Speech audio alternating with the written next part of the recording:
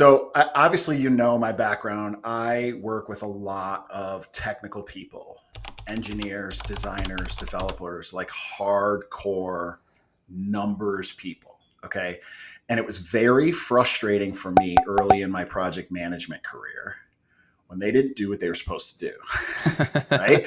And they would go down rabbit holes. And from a business perspective, that is a flipping nightmare.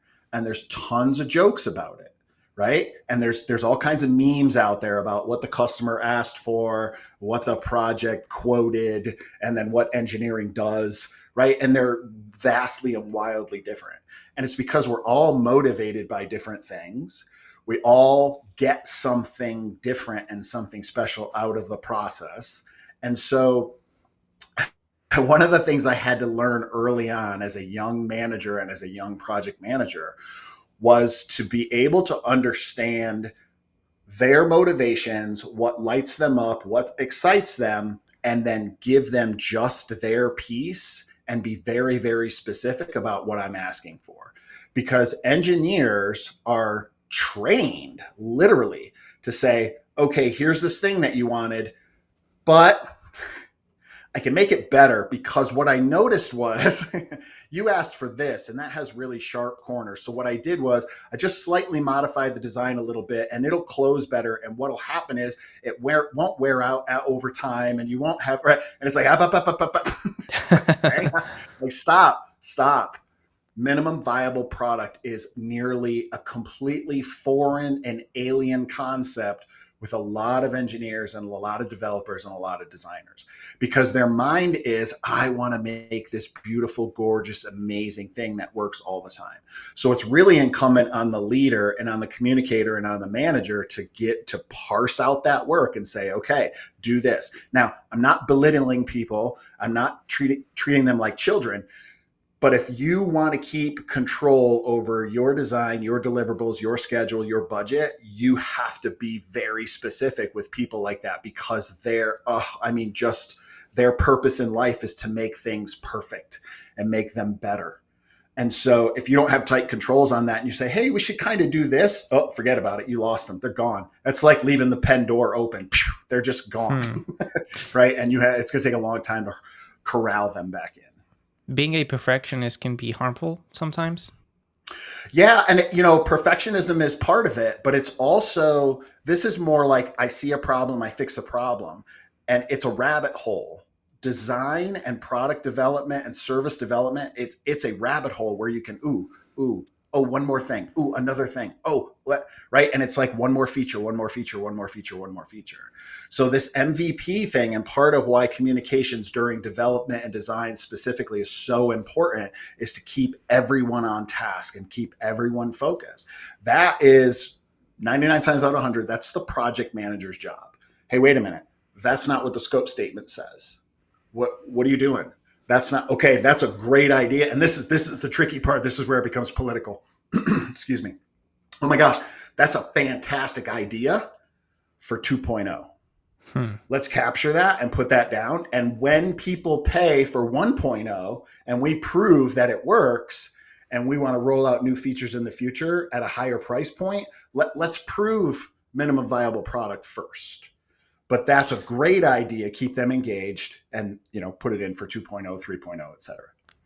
By the way, this whole conversation started because I was actually telling you a personal story of mine of how I was having trouble with my own partner on staying focused. Now, the title of this episode is probably going to be titled something along the lines of "Don't fix the team, but rather try to fix the container." So my first question for you, Charles, is can you share a moment from your own personal experience where you realized that the problem in an organization wasn't the team, but rather the environment that they were in? That's my entire career, Tony. That's my entire career. I promise you. Listen, my success in business and in my professional life, and the reason that I'm now a coach and a consultant, is because I saw the container where no one else saw the container. I've worked in very large organizations with tons and tons and tons of resources and policies and all this kind of stuff, all of which defines the container. Where the rubber meets the road, though, is at the group level, right? And at the execution level. And so many times we've talked a little bit about taking a technical lead and putting them in a management position. And when that happens, there's no discussion about container. And for everyone listening, the container is the leadership presence, the communication, the psychological environment, the safety, the trust. It's all those things that really define how things get done. All right. So you take a technical person who is very focused on what, you put them in a management position, and they go to what's comfortable. So they focus on what and they ignore the how. The container of an organization or a group is the how things get done. And I noticed very, very early in my career that how was so much more important than what, especially when, that group is an outlier. Typically, it was my group. And yes, I'm patting myself on the back, but typically it was my group that was outperforming other groups. Why? We do the same work. We have access to the exact same resources. What's going on? And I can't tell you how many times my people have been poached, moved to a different group so that they could take that success and put it over here. And the success did not follow. Why? Well, because it was the container that I had created. They send me new people. Those new people in my container, outperform my old group. And my old group comes back and says, when can I come back? That container is how you get the work done. Are they It, trusted? Are they valued, etc.? is would you say that culture in an organization is part of the container systems Yep. expectations? Yep. All those little individual pieces that I were talking about create the culture of a group. So, what are some signs that a container is broken or even misaligned? What does that usually look like from the outside? Well, so a lagging indicator would be performance, Uh huh. right? They're late. There's a lot of turnover. Typical things that we talk about. Just poor performance, quality issues, absenteeism. Just go down the list of all the stuff that you don't want from an organization as a leader or as a manager. That's typically indicative of people don't want to work here. They're not happy working here. And what usually happens is an organization will see a metric like that and they'll immediately focus on the people. We need to get better performance out of them. So let's create this policy. Let's reiterate. Let's do some finger wagging. Let's tell people that they need to step up. But Hmm. there's very rarely a review of the container. Do people feel psychologically safe? Do they trust their management and their leadership enough to say, no, this is wrong, this is broken, this isn't working? Or have they been trained to just keep their mouths shut and comply?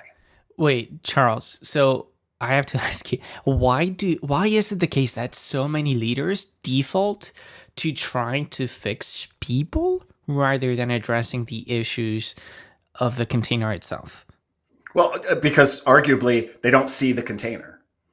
They Right. don't understand that there is a container. So awareness is the first piece of it. And again, I've seen it 100 times over. You take a technical lead who is very technically competent in their space, and you make them a leader of that technical group. But they're not thinking about how. They're thinking my how. My how was great. How I got the work done must be the standard, and that's typically what organizations do. Ooh, highest output, doesn't complain, never takes vacation. Ooh, that's our model employee. That's who we want. Well, it just so happened by default that the container and the culture that you created suited that person very, very well. Right. And I'm not saying that person was necessarily psychologically or emotionally healthy. Right. A Hmm. lot of people who succeed in toxic containers and in toxic cultures are people pleasers. They're Hmm. very fear based. They have a lot of issues going on that make them look like model employees, but they are inside stressed, burnt out, very unhappy, still Sounds like afraid to a speak up and make change.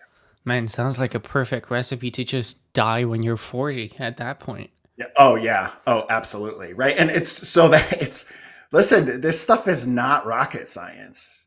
Every organization out there will, from a human resources perspective, say, oh, look, if you're interviewing for a company, it's all rainbows and daisies and everything's wonderful and there's beautiful music in the background, right? Oh, look at our benefits package. We have all this paid time off and we have this sick time. We have all this stuff. And then you get into that group and it's like, no, no, we don't take vacation. Like, what do you mean we don't take vacation? But when I talk to, but wait, huh? Hang on a second. Wait, right? And it's like, well, but if you take the time off, we're going to ostracize you. We're going to look down on you.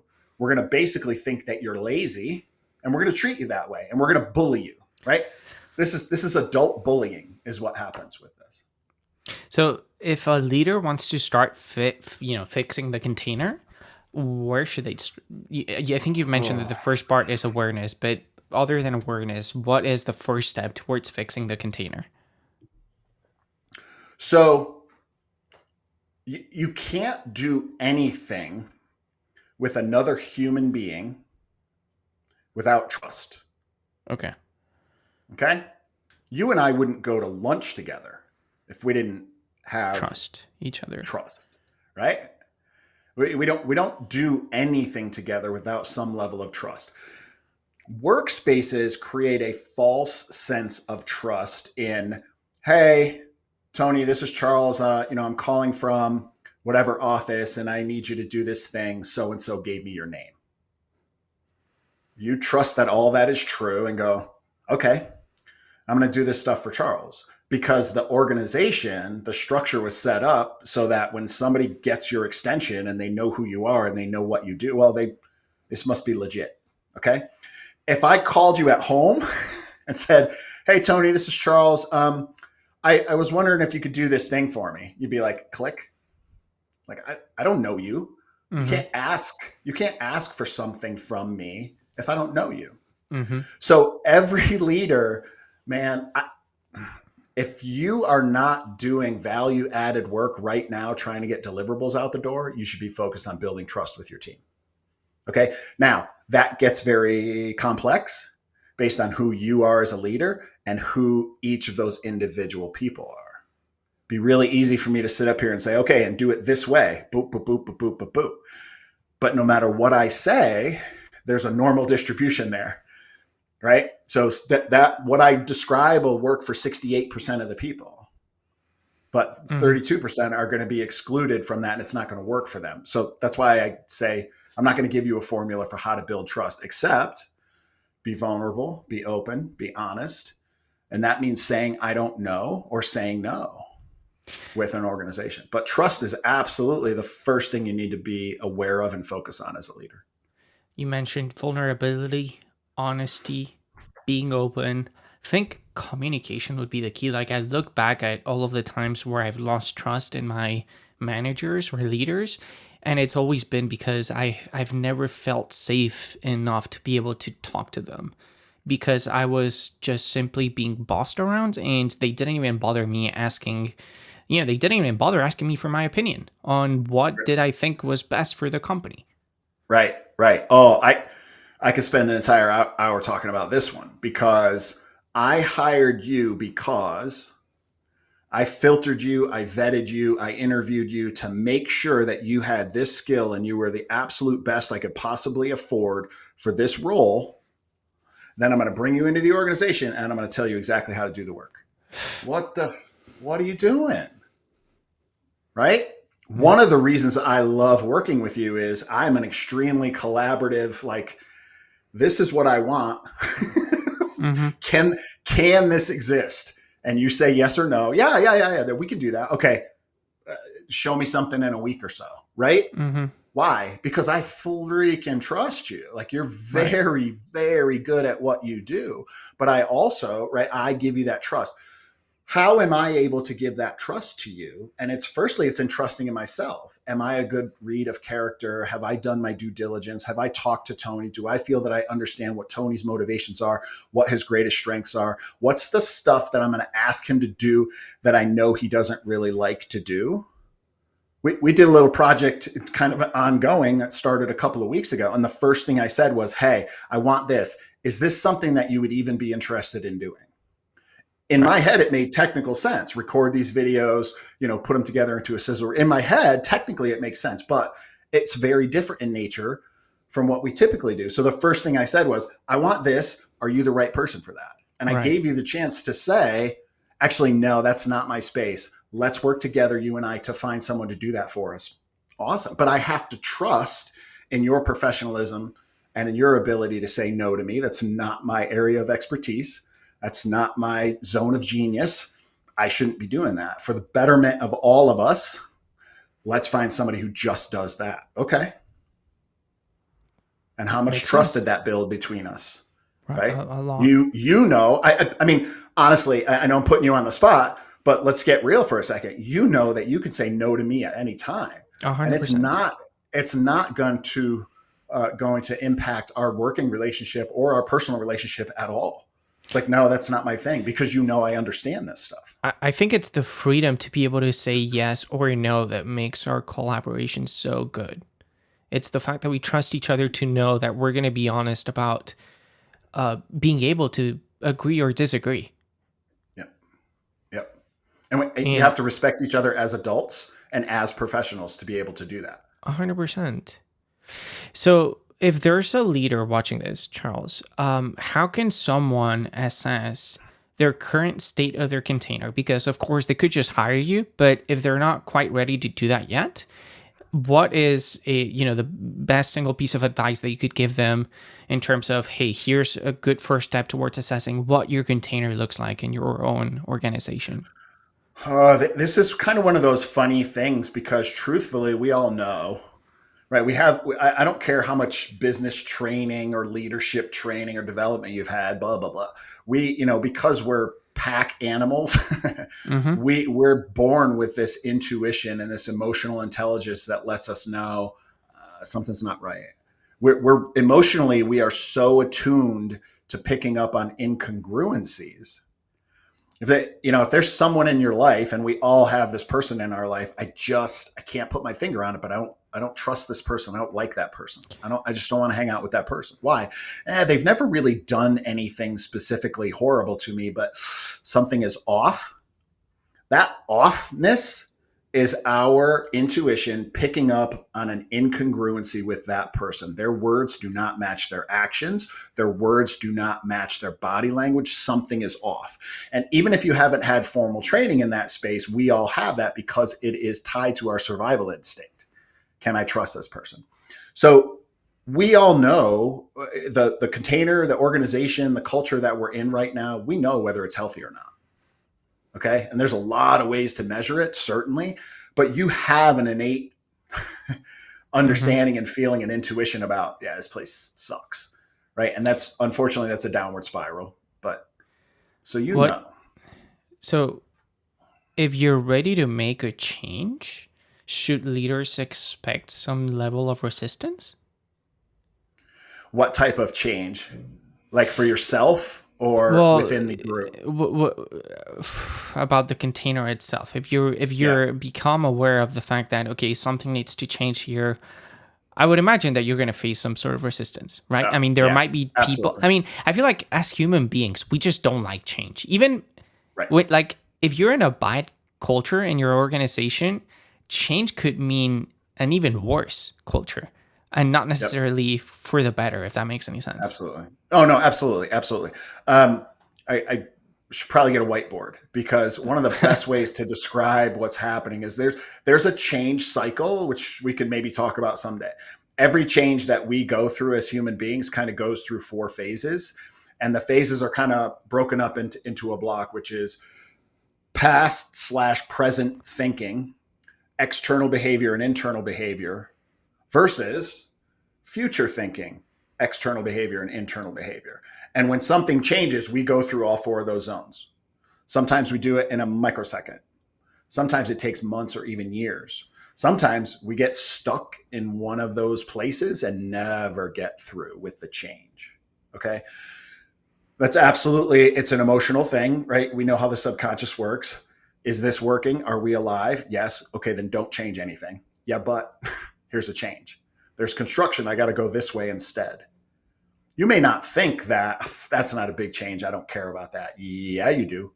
Yeah, you do. Your brain freaked out. I promise you, it squirted out some adrenaline because, whoa, what's happening? If for no other reason than to grab your attention.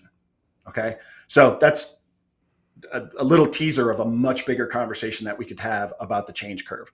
But organizationally, the best way to describe how this happens is, again, back to that normal distribution.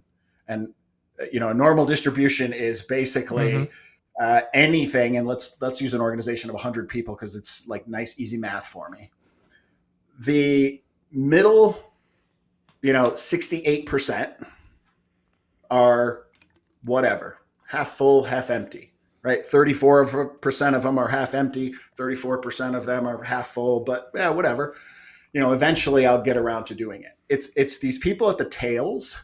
Mm-hmm. That's where we really have to focus on change. So 16% are going to be hugely resistant. In fact, 5% of that 16% are never, they're going to be stuck in that change Mm-hmm. that we talked about. They're never going to adopt it. The other end of the curve, though, the first 5% are like, yep, there are golden retrievers, right? They're like, yep, whatever you say, awesome, sounds great. Well, hang on, I haven't given you all the details. Don't care. Change is awesome. You're great. I love it here. Let's go. Shit. What happens with a lot of leaders is they surround themselves with those 5 people and they create their little echo chamber. And they Right. never have to explain themselves. And no matter what comes out of their mouth, they got these little golden retrievers going, yep, awesome. Yep, sounds great. That next 10%, though, they're a bit more hesitant. They're early adopters. They're like, yeah, I'm open to it. Give me a little more info. Has it rolled out yet? Okay. Oh, I see how that works. Okay.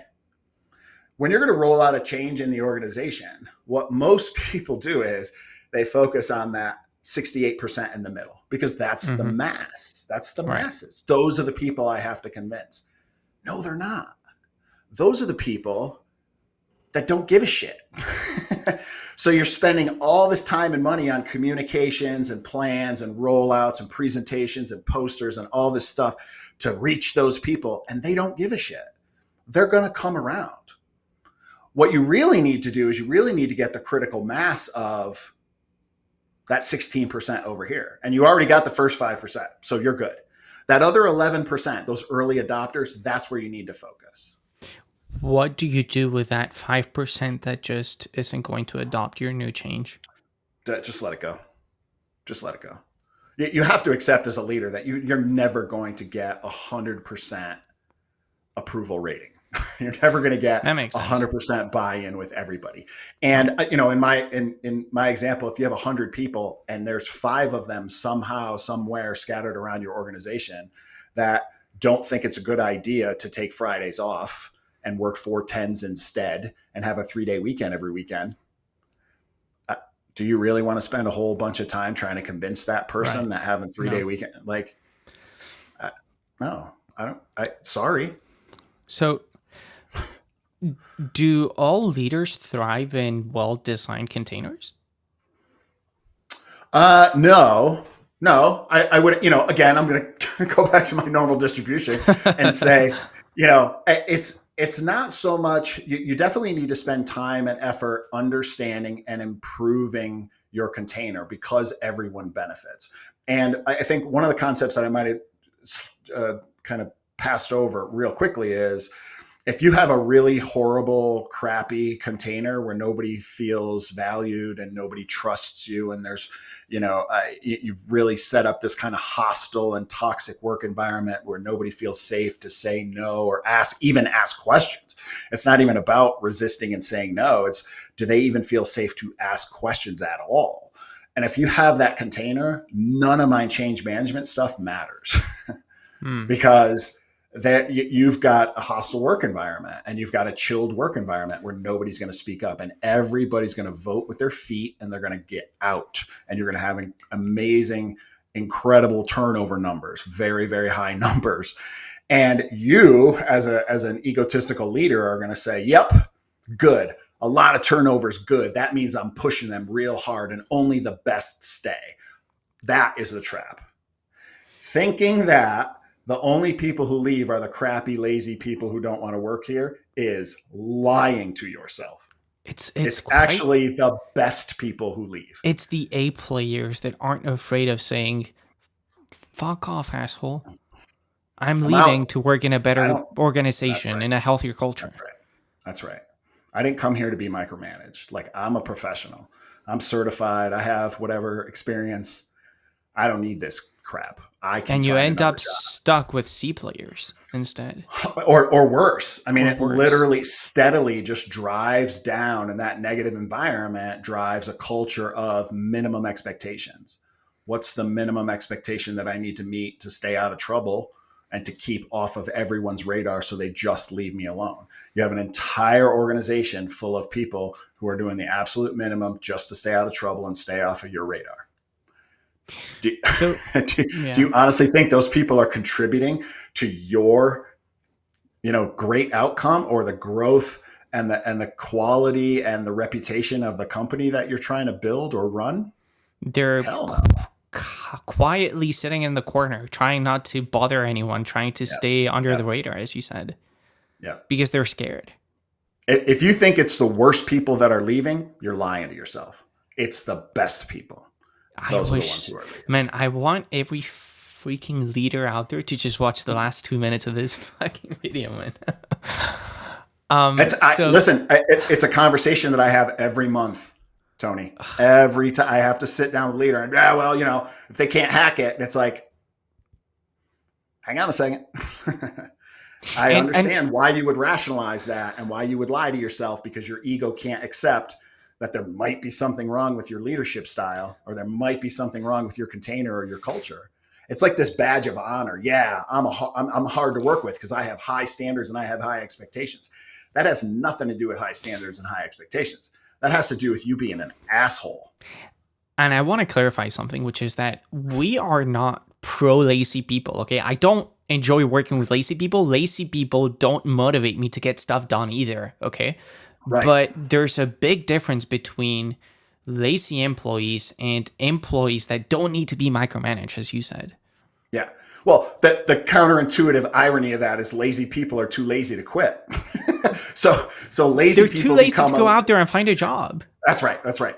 So finding lazy people and either coaching them up to expectations or removing them is a leadership imperative. If you have a bunch of lazy people in your organization, I blame leadership. I don't Right. blame them for being lazy. I blame leadership. You're allowing it. You How get do the you fix culture that that, you allow. Charles? Well, yeah, I mean, how do you get a room full of lazy people? I mean, Well, that's what we've been talking about for the past, if 30 minutes or so. I mean, It's if you have a full room of lazy people, it's clearly your fault, I would say. But if you absolutely. have, if 10% of your employees are lazy, or you feel like they're not giving you 100%, do you just get rid of them, or do you try Well, to talk to them? yeah. So this becomes your leadership threshold. And so there's actually a little bit of reverse nice guy going on, which is I'm gonna, at the end of the year, the one time a year that I actually give feedback on performance, I don't want to be a jerk.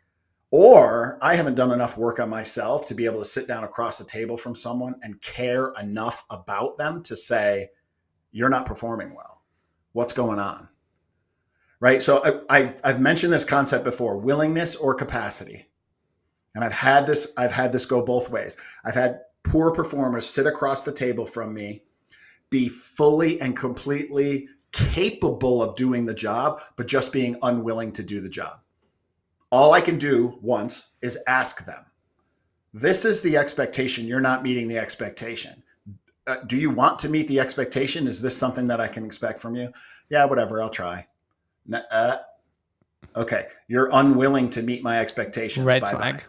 Hmm. The other side of the table is, dude, what's going on? You're not meeting expectations. Is there a capacity and a capability issue? Well, everybody else is whatever, right? Taller than me, stronger than me, younger than me, older than me, like whatever it is. And it's like, it's hard for me to do this job. Or everybody else went to this school and has this certification, and I don't have that certification yet.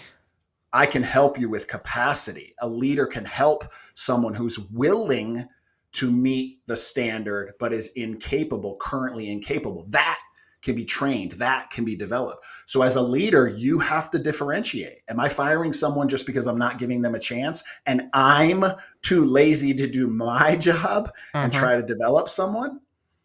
You've got to make that differentiation first. Is it, and this is a completely genuine question that I have for you, is it fair to say that sometimes it's better for a leader to fire someone rather than to develop them or to try to put in the time and resources that it takes to actually Mm. build them out as an employee? Yeah, I would have a conversation about that. I mean, it's hard for me to say a yes or no on that, right? Because Okay. there's so many factors. But the first conversation is, as a leader, someone who I should know at least a little bit about this person. Do I assess this as a capacity or a willingness issue? Okay, it's a capacity issue. Okay, now I have to put this low performer in the context of the company, of the business, of the group that they work with. Okay, in the military, this was the out. You're going to get somebody killed, right? If you can't do your job, you could kill 119 other people. Nope, done. Go somewhere else, develop that skill, and come back. I Wow. can't afford to give you 3 months or 6 months on the job training to get you up to the minimum standard. No. Okay. So you've got to look at that in your organization and say, listen, now is not the time. I cannot afford to pay you full-time pay for doing half-time work. I can't. I can't afford it. So then you have an option as a leader. Is this just the wrong role for you? Is there another opportunity somewhere in the organization? Because you are, you are you are indoctrinated, you are assimilated into the organization and into the culture. And I can see that it's not a willingness issue. You really want to do well, but you know what? You're just not cut out for that kind of work. Okay, is there another role? Or I hired you for this role and you're just failing at this role. I'm sorry. I'm happy to write you a strong letter of recommendation, highlighting your strengths that may not be Right. aligned with this role. But so it's a very complicated conversation, It but is. it really comes down to the ethics of the leader and what you believe your role is as a leader. Hmm. Are you just a leader in your organization? Are you a leader in your community? Are you a leader in your industry? You've got to ask yourself those questions, all Man, of you're which, making, hits your reputation, right? yeah, you're making me think here. So I want to ask you, actually, can you leave people watching with a little bit of a challenge? Like, what is one small but powerful change that someone can make this week to strengthen their own containers? Um, yeah, look, this is like fresh because I just had this conversation with a round table of leaders on 2 days ago. 2 days ago, look at your meeting structures and look at the power dynamic in those meeting structures. I am a big proponent. I came up through a certain culture that you set up a meeting and the highest ranking official in the room sits there and they dictate the agenda and the pace and what we're going to do and how we're going to do it. And we talked a little bit about this when we talked about what questions leaders should ask.